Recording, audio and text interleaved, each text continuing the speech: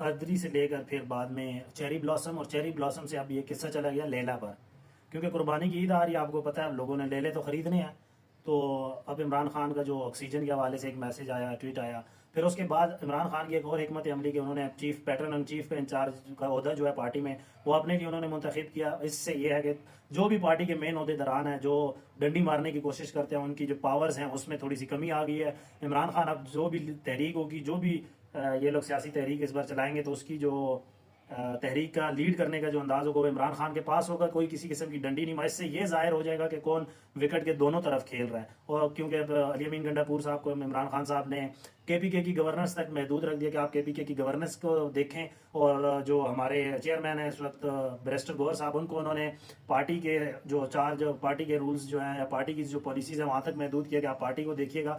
ان سے چیئرمین شپ کا بھی عہدہ لیا جا سکتا تھا، لیکن جو نیوز رپورٹس کے حوالے سے خبر ہم تک پہنچی ہے کہ اگر چیئرمین شپ سے ان کو ہٹایا جاتا تو پھر بیرسٹر گوہر صاحب، کیونکہ وہ ایک بیرسٹر ہیں، تو انہوں نے ان کو مشورہ دیا کہ آپ اگر چیئرمین شپ کی کرسی مجھ سے لے لیتے ہیں، کا عہدہ مجھ سے لے لیتے ہیں، تو پھر اس پارٹی کو ختم کرنا پڑ جائے گا.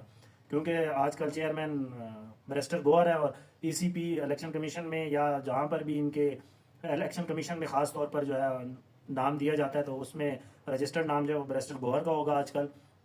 اس لحاظ سے انہوں نے عمر ایوب کو اور جو ہمارے بیرسٹر ہے راجہ اکرم صاحب، ان کو تمام تر معاملات دیکھنے کا چارج سنبھال دیا گیا عمران خان کی طرف سے.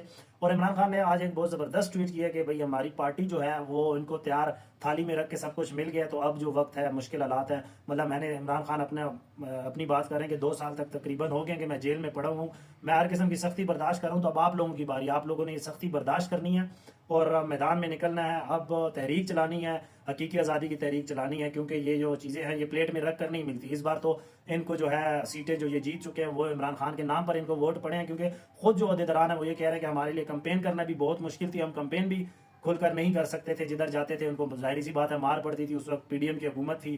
ایک ہمارے جو وڑ گیا والے جو بندے ہیں ان کا بھی میرے ذہن سے نام نکل چکا ہے، لیکن وہ بتا رہے تھے کہ صرف ان کے علاوہ کسی نے کوئی کمپین نہیں کی. عمران خان کے نام پر لوگوں نے ان کو ووٹ دیا ہے، تو وہ اب تھالی میں رکھ کر، پلیٹ میں رکھ کر ان کو سیٹیں مل گئی ہیں. تو اب جب مشکل وقت کا سامنا کرنا پڑ رہا ہے یا مشکل حالات بنے ہیں، تو اب عمران خان نے کہا کہ باہر نکلو اور تحریک چلاؤ، لوگوں کو اکٹھا کرو.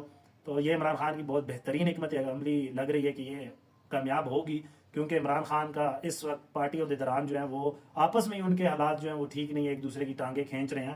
تو اب پتہ چل جائے گا کہ کون دونوں طرف، وکٹ کے دونوں طرف کھیل رہے ہیں یہاں پر.